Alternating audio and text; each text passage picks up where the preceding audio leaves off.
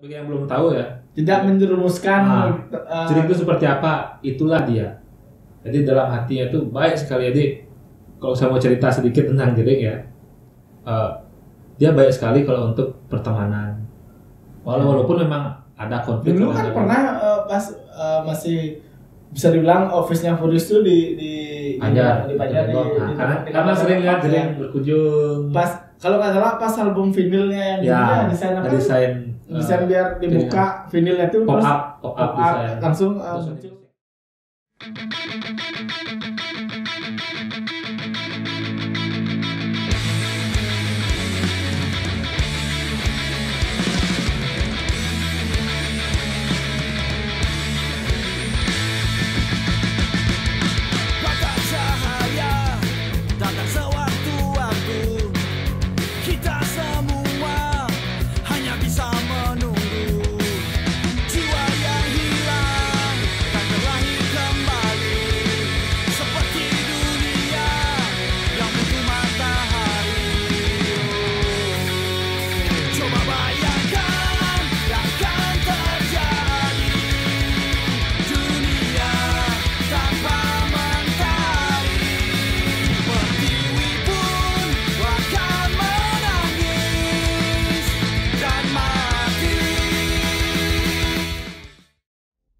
Kembali lagi di Furious Good Time Right Friend Podcast.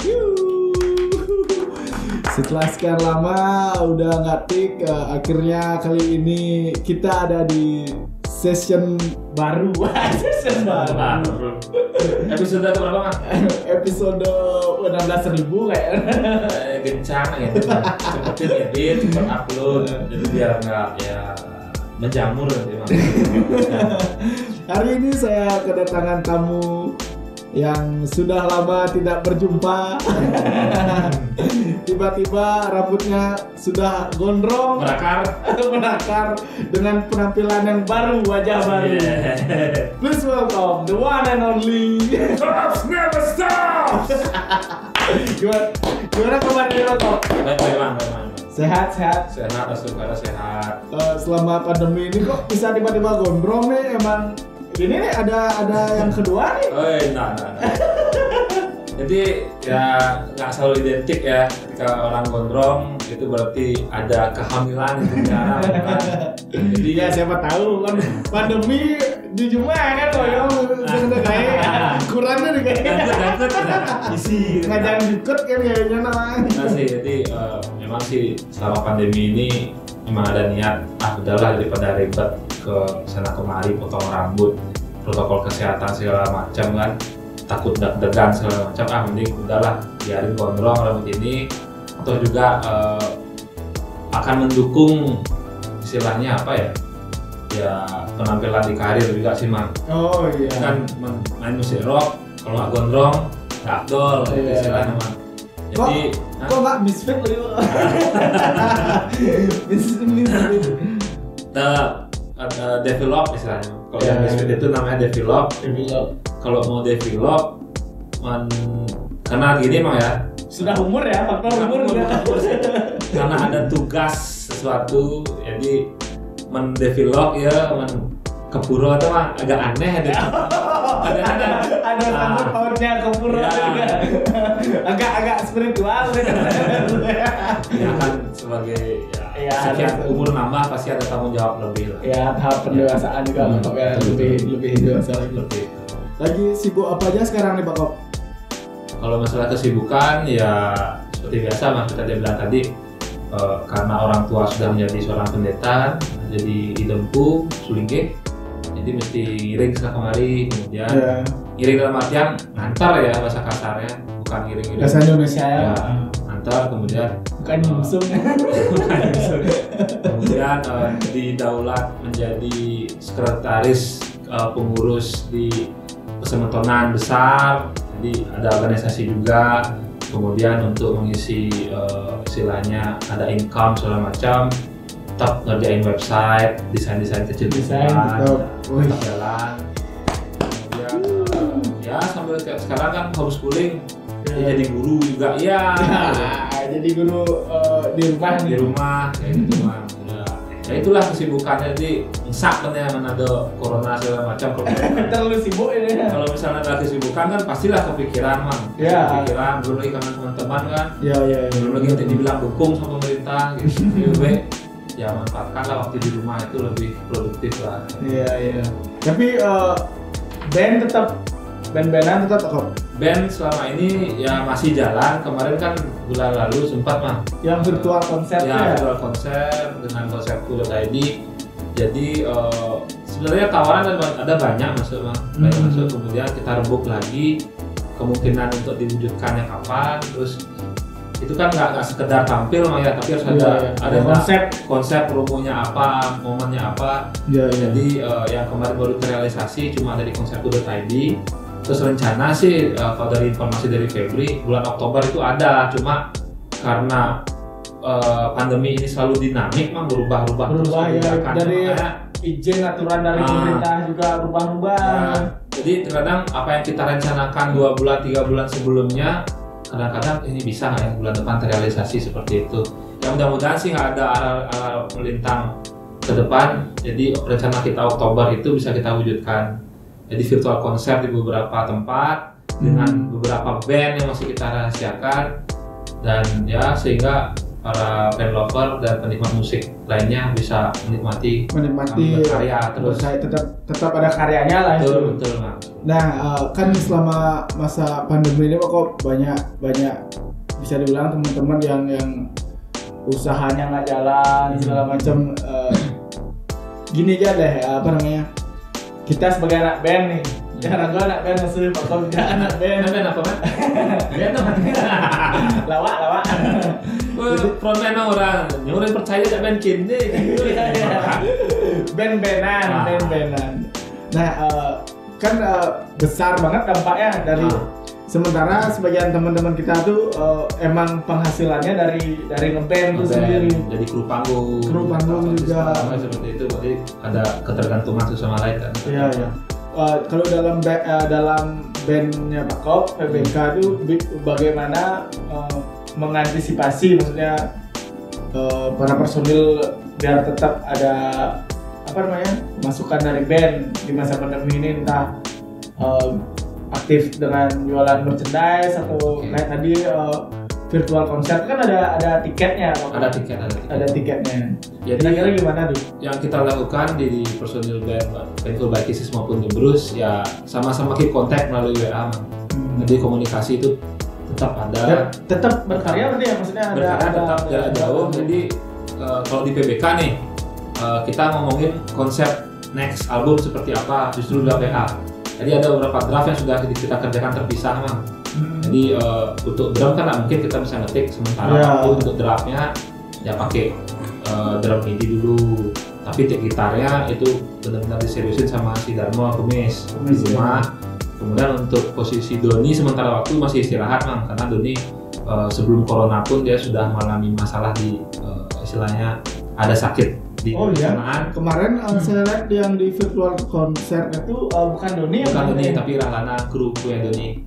Jadi karena Doni berhalangan karena itu masalah kesehatan, jadi kita sudah istirahat dengan Rahlana. Tapi ke depan tetap kita libatkan dia untuk memproduksi album lagu-lagu baru. Kemudian kalau dari Febri ya tinggal tulis lirik dan cari harmoni nada. Kemudian itu juga sama dengan yang terjadi dengan band The Bruce. Jadi kita juga jarak jauh ngedraft, kemudian bikin drum MIDI, tawarin di chat WA, kemudian dengar feedback, tinggal cari waktu untuk pergi ke studio kapan. Studionya. Ya, jadi lebih efektif. Jadi tidak ada masalah sih kalau dalam berkarya. Kemudian dari segi malah lebih banyak ada waktu untuk nguliknya lagi. Ngulik banyak inspirasi, kemudian ini kayaknya benar diginiin, jadi diskusi lebih lebih banyak sebelum kita eksekusi studio. Jadi mudah-mudahan sih lebih matang jadinya. Kemudian kalau dari segi income ya soalnya kondisi ini nggak sendiri, Mang. Semua band juga pasti mengalami ini, dan kita memang betul sih memang ada rencana bakal rilis beberapa merchandise baru. Ini fresh memang kejadiannya. Beberapa hari yang lalu nih kebetulan ya awalnya kan ya kepoin Instagram, apa sih teman-teman lakuin selama pandemi, teman-teman plotting. Nah, kemudian entah kenapa mang tertarik nih sama satu Instagram teman yang fenomenal, Jan Smehel. Kemudian apa sih di videonya Jan sedang nambah kata-kata rock march kalau nggak salah. Rock march itu rock ID segala macam. Dah apa sih proyeknya? Perlu klik, merchandising band. Ya, kemudian besoknya si Jan sudah tiba WA. Pak Bos, apa kabar? Tumben. Gimana Bos? Gitu. Ini ada proyek baru. Kira-kira PBK mau nitip saya boleh putus merchandise yang PBK. Saya punya akun Instagram baru nih, bisnis baru. Jadi mau memfasilitasi merchandise band Indie Bali prioritasnya maupun indie secara nasional. Udah, bagus sih Jan. Coba saya rembukin dulu sama teman-teman ya. Kemudian dilempar ke WA, feedbacknya positif man. Jadi mungkin bagi teman-teman band yang lain, kalau kalian tertarik ya, silahkan kontak Pak Jans deh, kontak Mehem. Karena kebetulan dia juga sedang membangun istilahnya marketplace buat merchandise band lokal di Bali. Dan jadi salah satu support system ya antara clothing dengan scene ya. Dan di mana nanti kata Jans di WA sih, kalau ini misalnya jalan, nggak tutup kemungkinan bakal merambah ke event katanya. Kan itu bagus banget gitu. Karena sebelumnya di podcast sebelumnya juga sempat ngobrol sama Jans kan memang kita harus berbenah nih dari brand biar connecting sama bandnya juga bagus. Mungkin mulai sadar diri lah istilahnya, dari brand sadar apa kekurangannya, dari bandnya apa yang dibutuhkan ya ini. Dan itu juga istilahnya laga pribadi emang ya mendukung karena apa, gembira aja jadinya. Berarti sudah mulai bermunculan emang teman-teman yang bisa mewadahi merchandising daripada teman-teman band di Bali. Kan nggak ada sebelumnya kan kayak apa Cimaira. Yang kita jual terima juga jual merchandise band. Kemudian Bali Indie Movement kan, Bali Indie March. Kemudian apa sekarang Jan misalnya ya slash rock ada slash track segala macam. Itu ada 4 namanya yang kita ketahui. Jadi itu mungkin kedepannya bisa membantu mang dikala nggak cuma di pandemi ini aja mang. Jadi misalnya sudah jalan nih pandemi hilang, band-band misalnya ingin dapat passive income, tinggal lewat mereka aja bikin merch, mungkin desain beda-beda, kirim ada pendapatan tambahan. Benar. Jadi kan jadi ekosistemnya jalan dan juga mengedukasi anak-anak band di sini kalau income dari band itu nggak cuma manggung, jadi kita beli merchandising. Ini ada budaya baru lah nantinya mang. Bagus sih, karena bukan gimana kan kadang ada band yang baru mungkin baru nongol itu mungkin bayarannya udah bisa berapa, bisa aja di merch dia menang gitu, dapat pemasukan income lebih lah tanda kutip, sehingga dia bisa upgrade alatnya, soundnya jadi bagus, kembali lagi dia pada reward berapa mau bayar saya. Itu caranya. Bener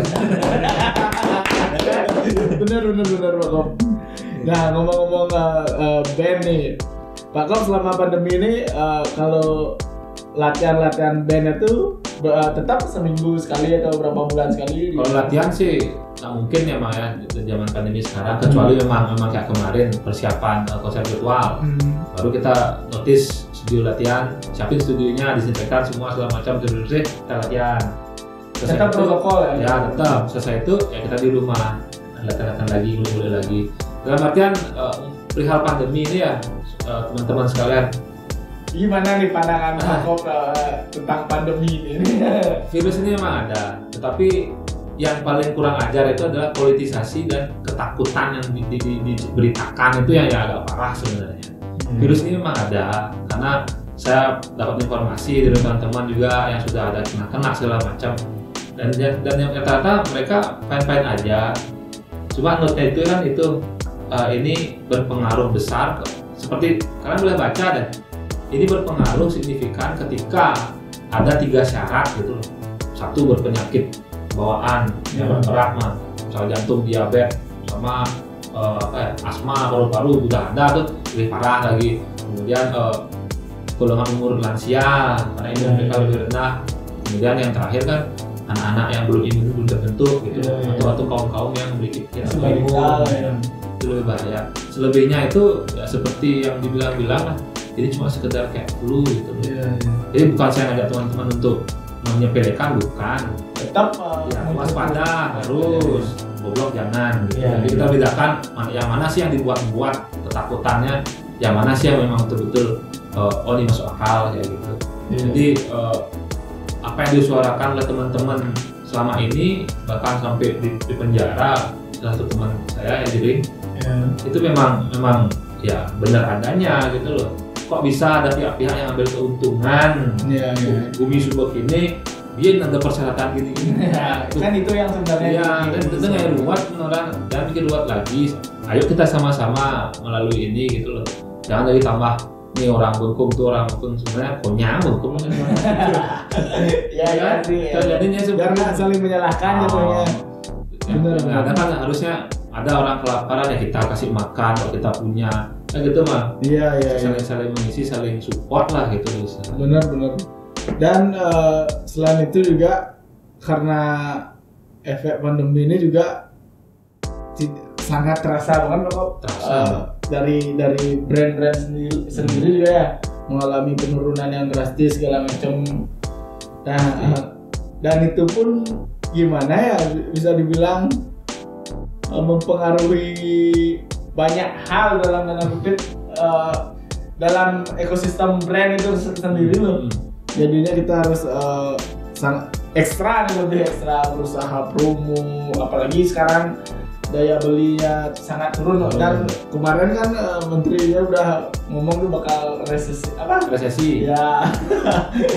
Jadi masyarakat tuh tambah gimana ya, bukan masyarakat, maksudnya kita sebagai pelaku brand tambah wanti-wanti jadinya. Padahal awalnya enggak ya, maksudnya tenang sih sing kan malah down semangatnya. Padahal kita lagi berusaha maksudnya bangkit gitu. Ya intinya gini Mang, kalau misalnya itu kan kayak kata Menteri Keuangan ya Sri Mulyani, resesi gitu. Secara hitung-hitungan mungkin Mang. Ya. Tapi kalau dibilang resesi yang paling parah, hampir semua negara parah resesi Mang. Bahkan kita di Indonesia mungkin karena kita nggak lihat memang ya bagaimana di luaran sana. Ya pokoknya yang ada di sini sekarang kita berdayakan apa yang kita bisa lakukan sekarang. Iya, benar. Tetap bergerak kan, justru bersyukurnya dengan adanya pandemi ini Bang, semua orang bisa berpikir kreatif. Ya benar. Bahkan tadi yang saya bilang udah ekstra berusaha gitu ya. Bahkan istilahnya gini Bang, kalau misalnya sudah habis sekali Bang ya sudah pasrah ya Bang. Karena kondisi ini bukan cuma terjadi di Bali saja, tapi secara global. Gitu Bang. Jadi kalau misalnya gimana ya, kita udah kreatif tapi kita nyerah akhirnya. Cek berakhir ke pandemi, jika kita menyerah, nah itu nanti kita bakal losing moment. Makanya masih ada, kita perhitungkan dengan cermat. Kalau misalnya udah habis sekali, baru kita bilang ya udah. Dan mungkin di saat terakhir itu kita cari informasi lagi gimana cara memperoleh bantuan. Iya. Tapi selama ini saya sih nyari maksudnya dengar informasi nggak maksudnya nggak yang buruk-buruknya aja ya. Saya gali juga yang bisa maksudnya membuat pikiran saya jadi lebih tenang kayak gitu, lebih banyak cari informasi yang positif. Maksudnya kayak menjanjikan kita lo bisa keluar dari masa pandemi ini bisa. Jadi ini secara tidak langsung tuh buat kita sebagai pelaku usaha UMKM. Jadi jangan kan sudah gede ada yang seperti yang kita bilang tadi Bang, ketika misalnya resource sudah habis itu pasti sudah lah ini kok. Nah semoga di sana nanti semoga loh Bang, pemerintah tuh aware gitu loh bahwa ini ada potensi. Kenapa nggak dibantu di ketika masa ini? Karena apa? Sekarang semua bertahan dengan resource mereka yang masih ada. Bahkan mereka resource masih ada ini kadang menghasilkan. Itu bagusnya walaupun nominalnya tidak seperti normal. Contoh misalnya tadi saya mengunjungi seorang teman yang bisnis kuliner Saya nanya, gimana omsetnya bro? Setengah daripada hari biasa. Tapi intinya itu masih jalan. Bahkan salah satu teman di masa pandemi bisa buka cabang di sana. Nah, berarti kan masih ada peluang, itu loh, masih ada peluang walaupun nominalnya tidak sebesar hari normal. Gitu. Janganlah ngomongin besar, maksudnya penghasilan normal aja. Karena di antara kita semua, kan itu mah, yang terdampak itu cuma sektor informal masalahnya. Sektor formal semacam pegawai BUMN, pegawai negeri itu masih tetap dapat bulanan. Jadi itu masih ada harapan sebenarnya. Yang tadi bilang tadi mah, mentlah ulah segmen pasar mah mereka loh bisa kita ambil. Cara narik perhatian yo gitu. Caranya adalah mencari. Karena yo lah, bis mah. Hanya mereka yang bisa punya uang. Sedangkan kita di informal, kita bertahan dengan apa yang masih kita pegang. Benar. Setuju. Intinya jangan nyerah dah. Tetap aja kita perlu. Sama kayak saya sekarang misalnya, ada yang nawarin, Pak mau nggak jualan menyan? Menyan mah. Ketika ada. Dan kemarin kan juga Pak Kop awal-awal lu jualan buah. Ya, kita berusaha. Kemudian karena pasar menyan ada lah. Ada yang butuh menyan ya, saya jualin menyan. Dan ada nawarin, Pak saya punya dupa, bahan kamu nih. Dupa kita ngadap, sama bakti setiap hari nak perlu sembahyang, ngadap dupa. Kayak gitu mah. Tapi misalnya betul lah aja ulah malah benar pemerintah mah. Itu bukan gimana ya? Bukan nyerah ya, bukan ngemis. Tapi itu memang kadang-kadang itu hak kita loh, karena kewajiban kita juga kan sudah kita berikan kepada negara. Benar. Berat nih. Podcast hari ini berat. Nah, jadi kan kita udah bahas tentang sedikit tentang Pak Kops, band dan bandnya juga. Kita bahas tentang dari dunia Pak Kop juga nih, tentang desain. Kalau di dunia desain gimana Pak Kop? Selama pandemi ini masihkah ada orderan desain? Orderan desain tetap ada. Contohnya seperti tak bilang tadi, ada beberapa sektor yang masih jalan. Jadi logo untuk villa ada yang request, kemudian. Tapi kan pariwisata lagi gini Pak. Memang, tetapi bagi pelaku yang kreatif, ini ada manajer yang kreatif, dia justru momen sekarang ini dipakai untuk mempersiapkan segala macam apa yang bisa mereka siapkan dikala nanti ini pulih semua. Jadi mereka lebih matang mengonsepkan suatu unit nantinya, Bang. Jadi kayak apa namanya, ide-ide barunya itu betul, karena dia yakin setelah pandemi ini kualitas daripada tamu-tamu kita akan berubah. Karena secara nggak langsung kan sekarang gaya hidup kita saja sudah dirubah, Bang. Secara tanpa sadar, Bang, digiring ke sana. Jadi semoga mereka lebih bisa memprepare suatu quality tourism yang bagus, dipersiapkan, makanya bisa dibilang ini jadi pembenahan di kalau mau secara positif mah. Kalau pelaku pariwisata semua berpikiran sama seperti itu. Idap jadi ini Bali berkedas nih, saya ada tamu jadi besar kalau menjaga bahwa ikan saran alam itu kedas selamanya. Walaupun nanti ada pariwisata, tetapi pariwisata yang bertanggung jawab seperti apa yang kita impikan kan. Artinya sekarang lah momennya sebenarnya bagi pelaku pariwisata yang masih memiliki nafas. Artinya konsepkan pariwisata yang kita impikan yaitu berdampingan dengan alam, jadi memberi sesuatu kepada alam.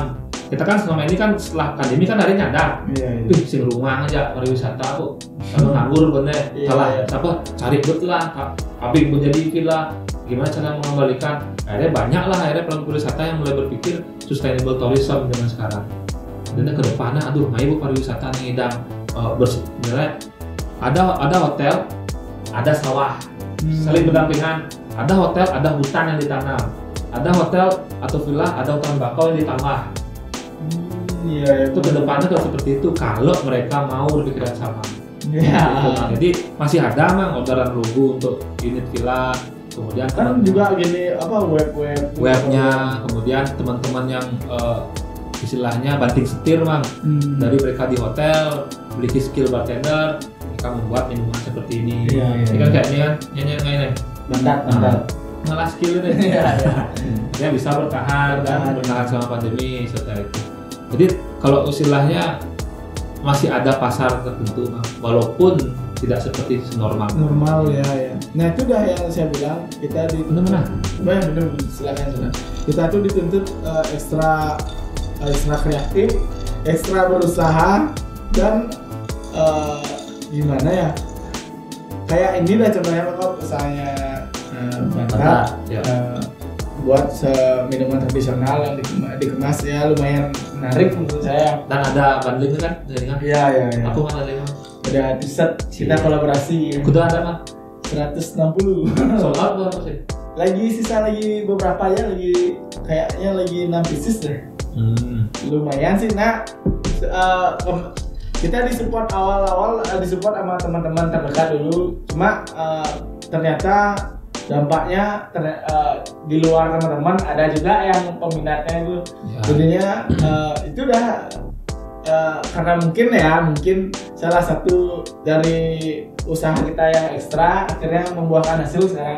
Jadi kan banyak positif yang Mang bisa lihat kan. Jadi Iya. kolaborasi dengan teman-teman yang gak kepikiran selama ini. Ya karena niatnya awalnya saling pangadol apa buat sesuatu biar ada hal baru tanda kutip ya.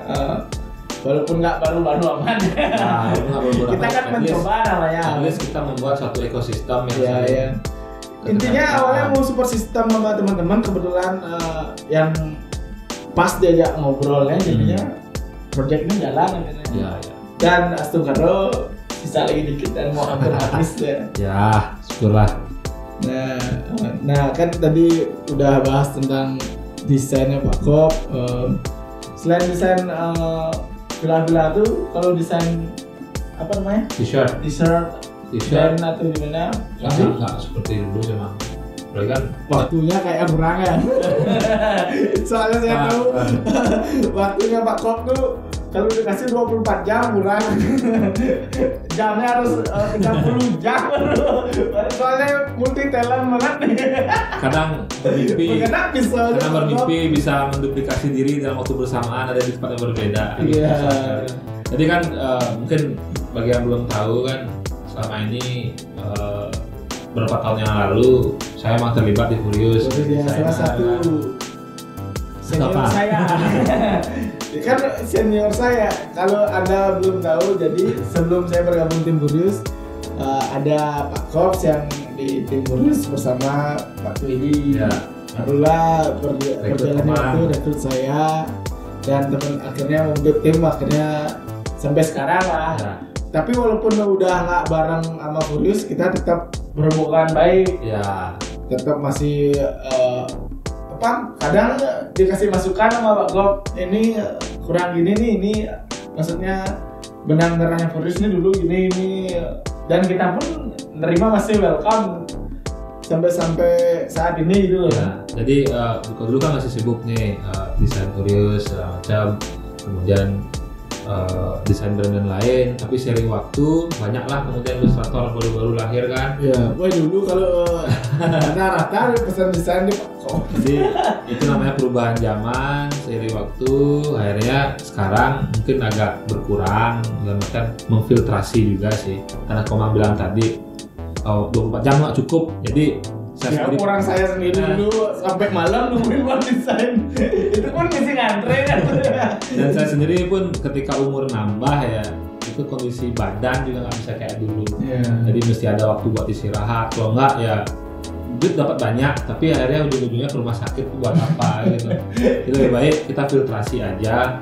Kira-kira dapat project yang benar-benar sekali, tapi bisa untuk anak dan istri. Ya, karena saya tahu banget belum lagi ngurus bandnya, web design t-shirt lah, brand clothing, belum lagi waktu sama keluarga. Dan satu lagi nih, spiritual ya. Harus ke pura ini, kemudian ida rumput di sini. Udah kayak ngiring nak lingsirnya. Itu juga tanggung jawab ketika umur nambah, apalagi orang tua sudah jadi sulingge ya. Nah, satu tanggung jawab seperti itu, ngabdi ya. Yang pindah berarti sering peduli apa? Weh, tidak mah. Kual. Flashback. Aduh, tak pernah mengenal Tuhan, Bang. Jadi ada titik balik sih. Jadi sekian makin kesini ternyata ditunjukkan jalan bahwa modalnya ya nikmati dulu lah masa-masa petualangan kalian. Dan nyawa sing ramang apa, tapi ujung-ujungnya by the end God is the answer. Jadi believe is an answer. Jadi ketika kalian inguh atau apa, tempat paling bagus untuk curhat itu adalah ruang teluh saja. Mau nangis, mau ngapain di ruang teluh silahkan, nikmati sensasinya. Karena hanya leluhur yang bisa mendengar doa kalian.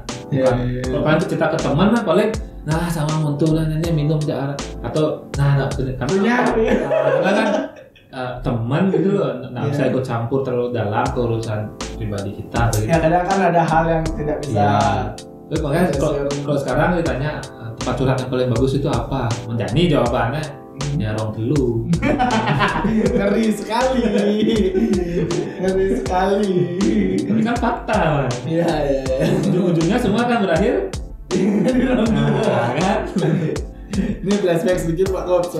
Kalau dulu kan yang saya tahu Pak Kops nih sebelum PPK ya. Terus maksudnya pang-pangan aja orang tahun 96. Ya, pang-pangan salah satu drummer yang disoroti juga dulu zaman masih belum ya zaman dodol lah tuh.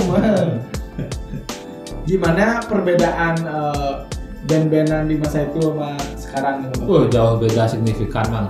Banyak bedanya plus maupun negatif ya. Plus dan positif dan negatifnya. Positifnya anak-anak sekarang memang ya dalam mencari referensi band kesukaan lebih gampang. Ya, karena zaman medianya kalau zaman dulu Mang, itu kita mesti nunggu salah satu teman yang kepala pesiar Mang membawa CD ataupun kaset yang hanya bisa didapat di luar negeri. Bayangkan tuh sampai kasetnya, pitanya tuh karena di kopi sekian kali sama teman-teman. Dan bedanya sekarang kan anak-anak sudah bisa lah, ada digital studio dengan Spotify dan YouTube sudah ada, jadi gampang mencari referensi kesukaan band-band yang mau mereka jadikan influence seperti itu. Kemudian perihal alat-alat, zaman dulu Mang ya jarang sekali drummer bisa melas stick drum di dia. Kemudian punya cymbal, snare drum, pedal, yang ada tuh Mang ya satu band, misalnya siapa yang paling sugih nih, anggap Teguh sudah jadi korban ya. Shout to beli Teguh. Dia punya snare nih, pokoknya band nilai snare itu ketika suaranya bagus dipinjam snare Teguh gitu, pedalnya bagus dipinjam sama teman-teman. Tapi dulu itu ya kayak karena saling support lah ya. Oh ini nilai, antri tapi tetap saling ingat itu. Oh ya ini saja kembali. Bertanggung jawab. Ya walaupun ada insiden misalnya ada pas teman pogo naik ke panggung kena injak efeknya misalnya ya pecok berdiri ya no hard feeling lah, resiko di panggung gitu. Itu bedanya. Tapi itu dah yang membentuk apa dibilangnya sangat jadi family banget ya sih ya, undergroundnya ya. Kemudian zaman dulu positifnya sekarang kan nggak pernah membeda-bedakan genre. Bidan tuh Mang beda pedet Siguel di Gorontalo Buano, makanya anak-anak lama pasti kedet kalau itu di joknya Cipang pedet akhirnya ketawa semua. Akhirnya sekarang tuh positifnya nggak ada peduli itu.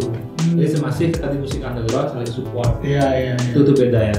Kemudian sisi negatifnya event zaman dulu lebih banyak ketimbang sekarang.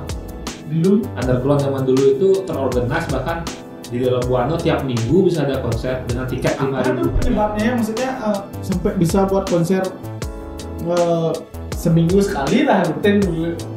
Kalau sekarang kan orangnya mah mungkin semangat bergerilya mereka loh zaman dulu itu dengan keterbatasan, jadi mereka bergerilya menunjukkan identitas Mang.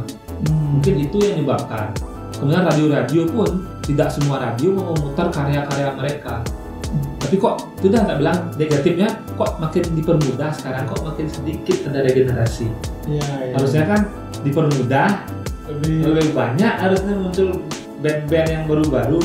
Tapi menjadi dulu tuh juga mungkin gini, makanya ada kompilasi juga.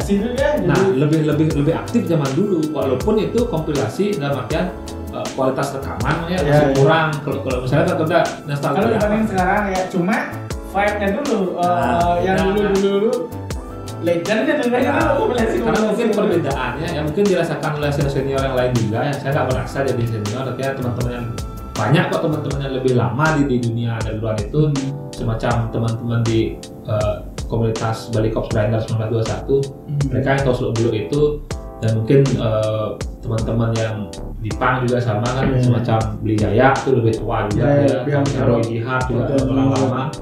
Jadi mungkin mereka bisa mengatakan pergerakan zaman dulu itu lebih bergerilya untuk menunjukkan identitas. Kalau sekarang kan tinggal gampang adaptasi, nggak sudah pindah kan untuk ngalih jalan skinny itu mah terus mesti naik custom sepatu Dogmart tuh malah Dogmart tuh wayang aja pindah gitu ke kodok paling. sekarang kan udah gampang sekali sehingga mungkin ya agak kendor ya semangat gerilya itu gitu loh. Tapi harusnya kan menjadi kalau mau ya dengan era sekarang lebih bagus lagi dan lebih semangat lagi sebenarnya. Maka daripada itu kalau saya pribadi mah mencari bibit mah. Cara ada di acara PAN kebetulan sih teman-teman istri ya ada potensi kali ya. Oh nih kayak bisa tak kasih tahu mereka di sini gini caranya. Akhirnya mereka dilatih band kalau boleh tahu kalau kalian ingin tahu itu band Robek. Itu salah satu itu potensi yang saya temukan. Jadi awalnya shout out to Tom Hell sama Degus Degus kapal Degus ya. Jadi mereka awalnya sekian kali gonta-ganti nama band mang. Awalnya sekian kali gonta-ganti band, akhirnya klop dengan nama Robek formasi yang sekarang. Itu pun saya tahu gini caranya sih kayak gini. Alhasil karena anak-anaknya juga mau kan bergerilya, karena mereka menikmati lah sekarang gimana rutin manggung segala macam ya dari permainan nggak mereka perhitungkan diri mereka udah dengan alat yang proper ya seperti itu. Jadi kalau zaman dulu kan bisa dibilang sing peduli sound penting masih tampil itu lah. Cuma diperlukan juga yang seperti itu kok. Maksudnya RJ pun masih membawa semangat itu karena kebetulan dia masih skill ngarang. Tapi jangan salah, tidak rekam toilet itu loh.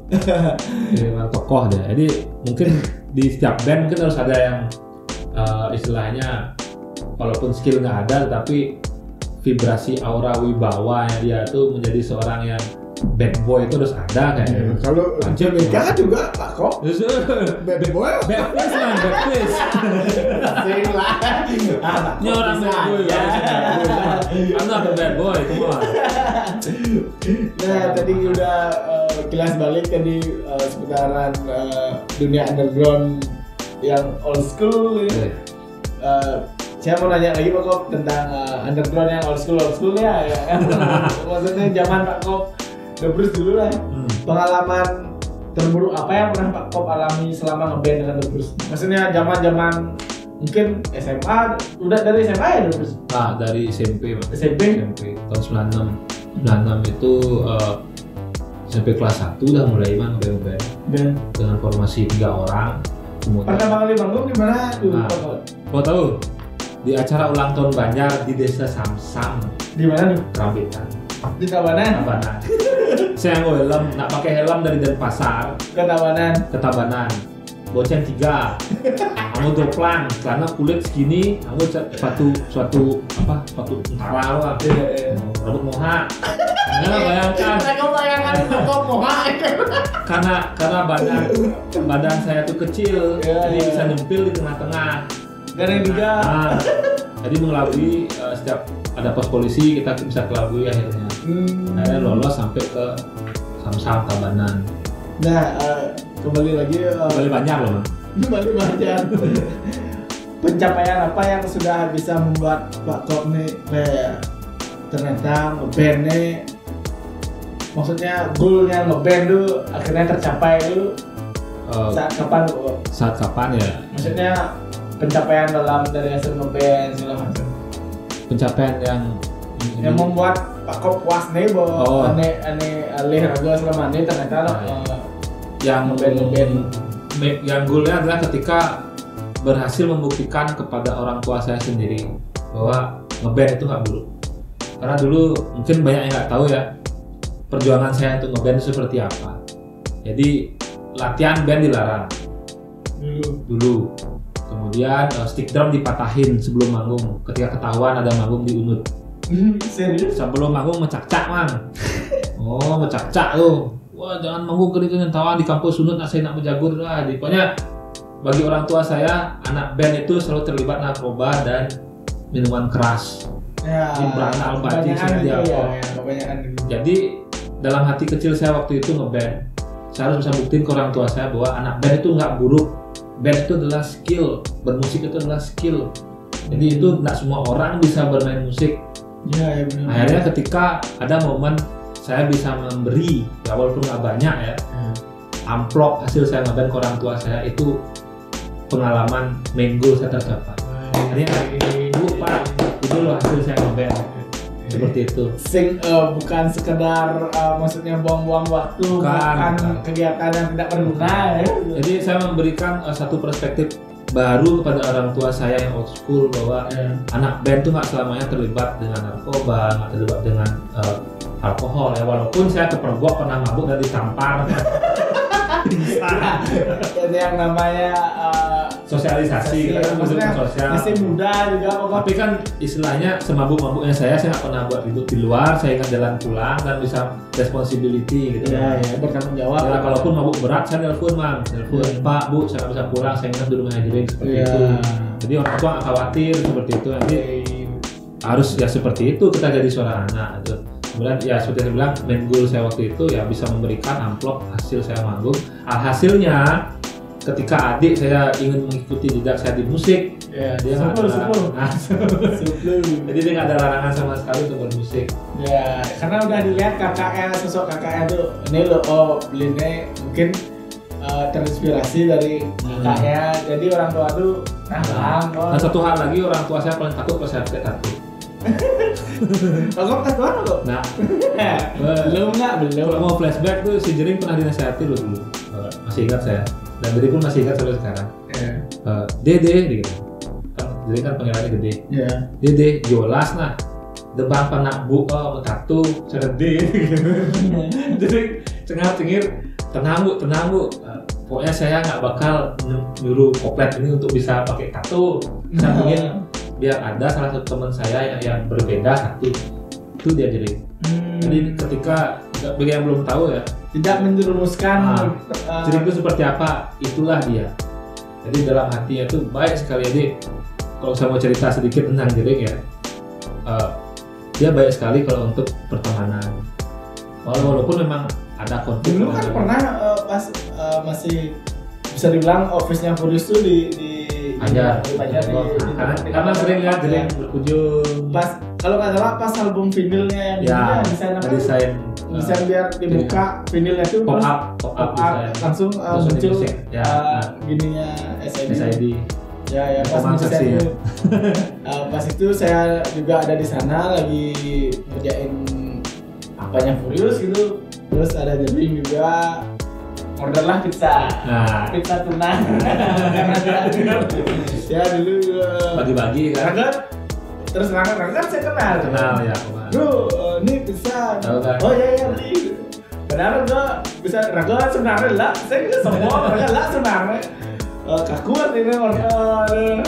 Kita ada Raga ngepeng segala macam itu. Jadi itu flashback saya di masa lalu. Dan dulu jujurnya Pak dulu komunitas BMX saya di Simpang Siur dulu kan setiap hari Sabtu tuh trip sekitaran itu karena dulu kan base campnya tuh di SS Simpang Siur di skateboard Simpang Siur ya di Waruci itu. Nah kebetulan warung yang di dalam ada warung tuh teman saya punya. Nah jadi gue sana hari Sabtu tuh trip dan berujung ke Twice pasti. Kalau udah ke Twice kita belanja dikasih arah lebih sama Adi misalnya karena kita bergerombol ngeramein ada kan pasti ada band sekalipun nggak ada band kadang kita nongkrong di Twice pasti bawain arah orange ini lagi minum Itu asiknya menurut ya, emang aslinya baik, emang aslinya sing maksudnya di sosmed tuh emang mungkin bawaannya beliau gitu ya. Ada yang namanya ketika tergantung orang tuh emang ketika emang ngasih tahu orang secara halus nggak mau didengar, terpaksa emang cara keras gitu kan. Dan ngomongin apa? Apalagi tampang nih, jering pasti ini dia nggak apa nih, jernat. Jadi masih terkait sih istilahnya flashback di masa lalu itu dengan yang saya bilang main goal itu mah.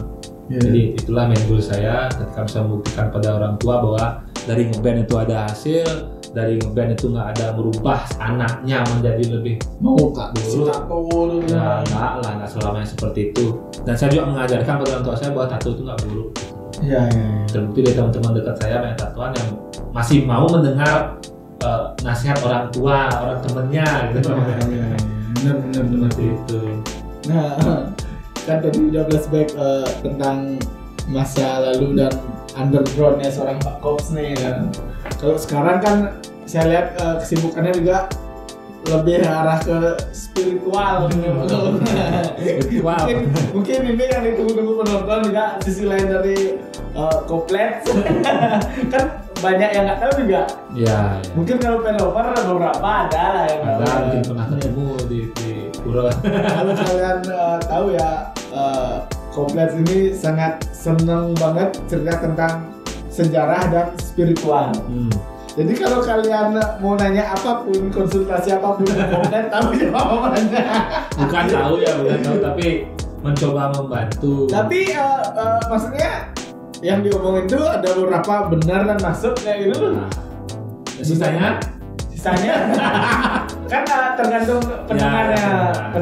Karena saya sendiri sebagai yang sering diajak ngobrol Pak Kop, sekarang sekarang saya lo pertama gitu. Tapi bukan balian ya.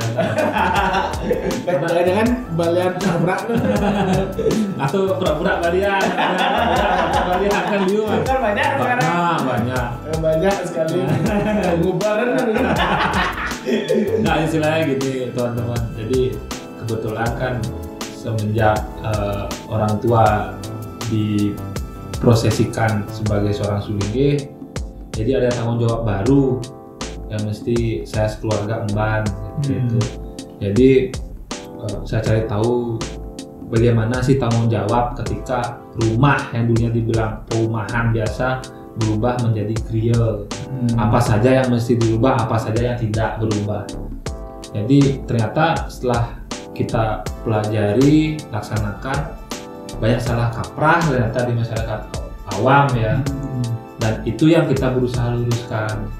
Jadi anggaplah contoh kecil, awal-awal kita menjadi grill, banyak pihak yang bilang, oh ini gini mencemooh ya, mencemooh lah, ini nggak pantas. Akhirnya pelan-pelan kita belajar, ya dengerin aja cemoohan itu, nggak usah dibalas. Mari kita buktikan dengan kita belajar dan bertingkah laku selayaknya nama itu, misalnya griyo, gimana angga griyo itu berlaku seperti itu gitu. Kemudian kalau masalah itulah cuma bilang, oh ada benarnya, memang sudah menjadi kewajiban bagi seseorang yang mengetahui pengetahuan untuk berbagi pengetahuannya, jadi bisa bisa membantu ketika ada seseorang yang mungkin butuh dalam hal tertentu, kita bisa ngasih dia pola pikir yang sehat, pola pikir yang mungkin bisa dia, walaupun belum tentu 100%. Ya maksudnya mungkin aja nih makanya orang tuh ngasih tahu, maksudnya mungkin dia bukannya maksudnya dia lebih pintar atau apa, mungkin dia punya pengalaman sehingga dia tidak mau yang itu terjadi pada dia. Mungkin juga sudah pernah mendengar dari orang yang mengalami, dia cerita ke kita sampaikan juga ke orang yang mengalami lainnya, jadi bisa memberi sesudah sinar terang sehingga kan lebih berguna itu ketimbang misalnya bukan gimana ya, kadang-kadang kan orang zaman sekarang itu pinginnya instan, mencoba ada hal-hal gaib gitu. Nggak bisa disalahin sih sebenarnya. Saya tarik kalau di sini. Tapi hal seperti itu kan nggak semua orang bisa merasakan dan bisa gimana ya, meyakini lah. Makanya lebih baik kita berbagi secara logis dan pernah terjadi seperti itu. Dan saya pun sering dari obrolan sama Pak Kop, saya ambil yang masuk logikanya, bukan maksudnya bukan gimana ya maksudnya. Nah, jalan logikanya baru. Ketika logika nggak bisa menjawab, baru kita bilang ini secara unsur ininya. Jadi kan nggak semata-mata nyanyahin timpal gitu, nak sebuah masalah, itu ketiak. Tapi nama masalah, bukan solusi yang didapat gitu ya. Jadi kalau saya pernah baca seperti itu, jadi wajib bagi orang yang mengetahui pengetahuan untuk berbagi pengetahuan dengan orang lain seperti itu. Itu bukan bermaksud menggurui juga, bukan. Tanda kutip itu, maksudnya bukan. Emang seperti yang saya bilang tadi itu mungkin aja biar tidak terjadi hal buruk yang mungkin yang pernah Pak Kop alami dalam kehidupan itu, dalam artian tak selamanya lo maksudnya baru ngasih apa namanya masukan menggurui jadi atau berusaha mengungguli dan itu pun tergantung cara penyampaian misalnya Mang coba gini Mang, kan beda lah. Mang, gini coba Mang. Ya. Nah, itu cara rekonnya untung udah gimana mau nangkap ya. Coba mungkin nanya halus sudah pasti. Nah masalah sebenarnya sih kalau kita kaitannya mah ya berbicara halus itu bukannya sok-sokan biar kelihatan ningrat atau enggak, tapi coba seandainya kita berpikir ya. Coba seandainya semua orang di Bali berbicara halus satu sama lain. Mungkin nggak bumi Mas. Nah, salah satu contohnya Pak Kop bisa ngomong kayak ini. Menurut saya pribadi ya, kan sudah mengalami sebelumnya. Orang yang pernah berbuat salah buruk sebelumnya baru bisa berkata baik sekarang. Karena dia mengalami ada pengalaman buruk sehingga dia tahu oh ini salah, ini yang benar, baru bisa menyatakan.